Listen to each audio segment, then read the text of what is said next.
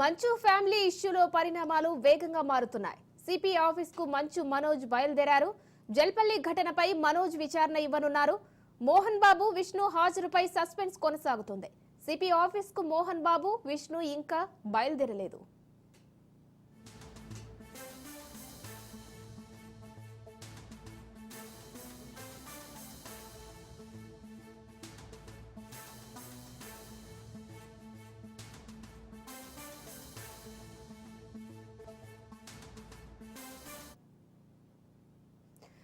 Right, ఇక మంచు మనోజ్ విచారణకు బయలుదేరుతున్నారు. ఇక మోహన్ బాబు, విష్ణు ప్రస్తుతం అయితే సస్పెన్స్ కొనసాగుతుంది. వస్తారా లేదా అనేది, ఎందుకంటే మోహన్ బాబు ఇంకా హాస్పిటల్లోనే ఉన్నారు, చికిత్స కొనసాగుతుంది. సో దీనికి సంబంధించి మరిన్ని డీటెయిల్స్ రాచకొండ కమిషనరేట్ నుంచి మా ప్రతినిధి తేజ లైవ్ లో అందిస్తారు. తేజ, ప్రస్తుతం అయితే మనోజ్ బయలుదేరారు ఆల్రెడీ సిపి విచారణకు. మరి మోహన్ బాబు, విష్ణు అయితే కొంచెం సస్పెన్స్ అని చెప్పుకోవాలి, ఎందుకంటే ప్రస్తుతం మోహన్ బాబు హాస్పిటల్లో ఉన్నారు. సో వస్తారో రాదో కూడా తెలియదు. మరి విష్ణు వచ్చే అవకాశాలు ఏమైనా కనిపిస్తున్నాయా?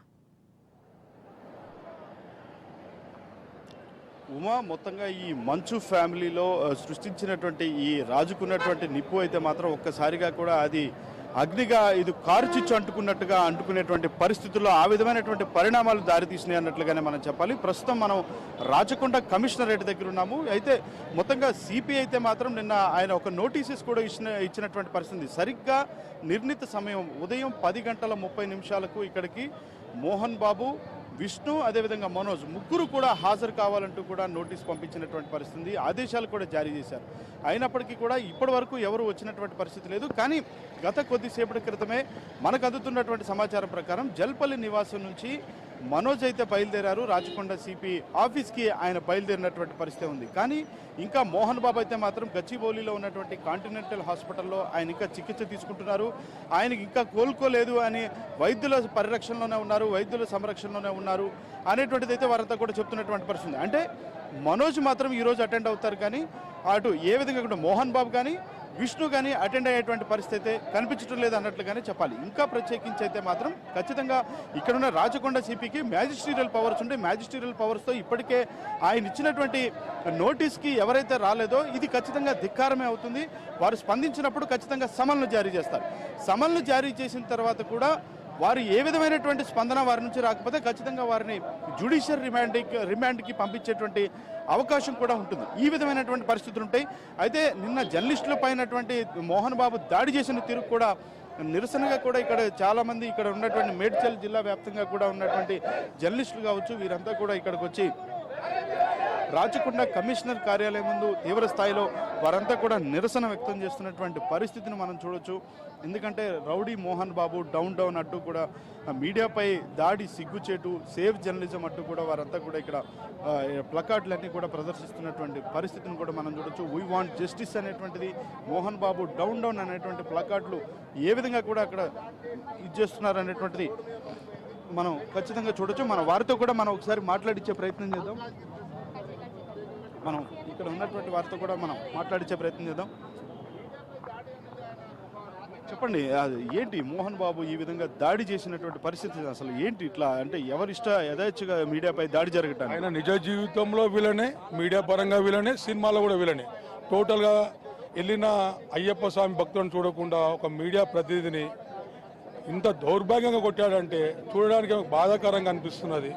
దయచేసి అయ్యా సిపి గారు ఇక్కడ న్యాయం చేయండి సార్.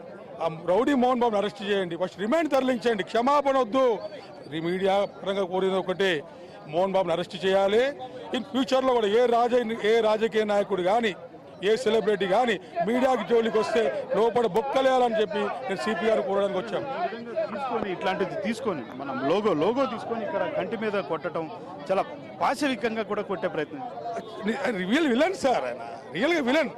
వాళ్ళ ఇంట్లో గొడవలు ఉంటే వాళ్ళ ఇంట్లో చూసుకోవాలి, కానీ ఇంటికి వెళ్ళి ఇప్పుడే బజార్లోకి వస్తే బజార్ది అయిపోతుంది. అప్పుడు వీళ్ళకు సినిమా ఓపెనింగ్కి మీడియా కావాలి, వాళ్ళ వాళ్ళ సెలబ్రేషన్కి మీడియా కావాలి, వాళ్ళ ఇంట్లో బాగోగులకి మీడియా కావాలి. ఈ విధంగా మీడియా పైన దాడి చేయడం చాలా దుర్మార్గము. అసలు ఏమి తెలియని అమాయకుని లోగో తీసుకొని పైశాచికంగా కొట్టడము చూశారా ఎంత ఘోరంగా ఉందో. సిపి గారు ఇవన్నీ సుమోటో చేయండి, మేము కంప్లైంట్ ఇస్తున్నాము, ఫస్ట్ మోహన్ బాబు అరెస్ట్ చేయండి, అరెస్ట్ బొక్కలేయండి, దయచేసి చెప్తున్నా సిపి గారు. చూస్తున్నాం కదా ఉమా, ఎందుకంటే ఎంత పాశవికంగా మోహన్ బాబు వ్యవహరించారు. వారికి సంబంధించినటువంటి ప్రెస్ మీట్లకు జర్నలిస్టులు కావాలి, లేదు వారికి సంబంధించినటువంటి ఆ చిత్ర ప్రమోషన్లకి జర్నలిస్టులు కావాలి, మీడియా కావాలి. కానీ ఈ విధంగా వచ్చేసరికి అంటే వారికి ఉన్నటువంటి సమస్య మీడియా ముందుకు చెప్పుకోవడానికి వచ్చిందే మనోజ్ మొదటగా వచ్చారు. కానీ అలాంటి పరిస్థితులు చూస్తున్నప్పటికీ కూడా ఈ విధమైనటువంటి దాడి చేయడం ఎంతవరకు కరెక్ట్, మరోసారి ఎవరు ఈ విధమైనటువంటి దాడి చేయకుండా ఉండే విధంగా కూడా చర్యలు తీసుకోవాలి అంటూ కూడా రాచకొండ కమిషనర్ అయితే మాత్రం జర్నలిస్ట్ సంఘాలన్నీ కలవబోతున్నారు.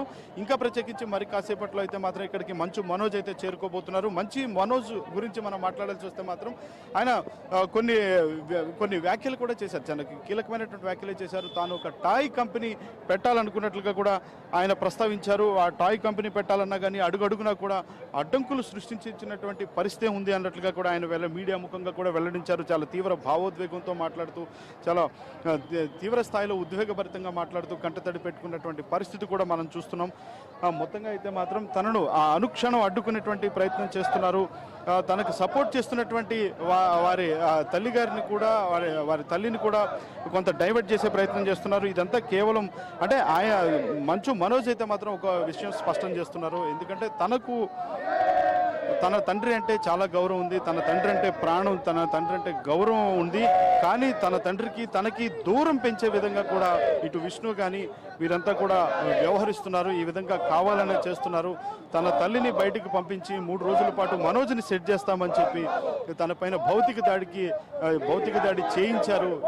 అందుకనే నేను మీడియా ముందుకు రావాల్సి వచ్చింది. ఇంకా ఈరోజు సాయంత్రం 5 గంటలకు పూర్తి స్థాయిలో ఇంకా మరిన్ని వివరాలు కూడా వెల్లడిస్తాను అని చెప్పి మంచు మనోజ్ తీవ్ర భావోద్వేగం కూడా మాట్లాడారు. మరో పక్కన ఈ విధంగా జరుగుతుంటే మరో పక్కన జర్నలిస్టుల పైన జరిగినటువంటి దాడికి నిరసనగా కూడా ఈ విధంగా ఇంకా మరొకసారి ఏ నాయకుడు కానీ, ఏ పొలిటీషియన్ కానీ, లేదంటే ఏ సినిమా తారలు కానీ ఎవరైనా కానీ మరొకసారి మీడియా పైన చేసుకోవాలి అంటే భయపడే విధంగా కూడా ఈ విధంగా పూర్తి స్థాయిలో చర్యలు తీసుకోవాలి. మోహన్ బాబు పైన రౌడీ మోహన్ బాబు డౌన్ అంటూ కూడా జర్నలిస్టు సంఘాలంతా కూడా రాచకొండ కమిషనరేట్ ముందు ఏ విధంగా కూడా వారంతా నిరసన వ్యక్తం చేస్తున్నారు.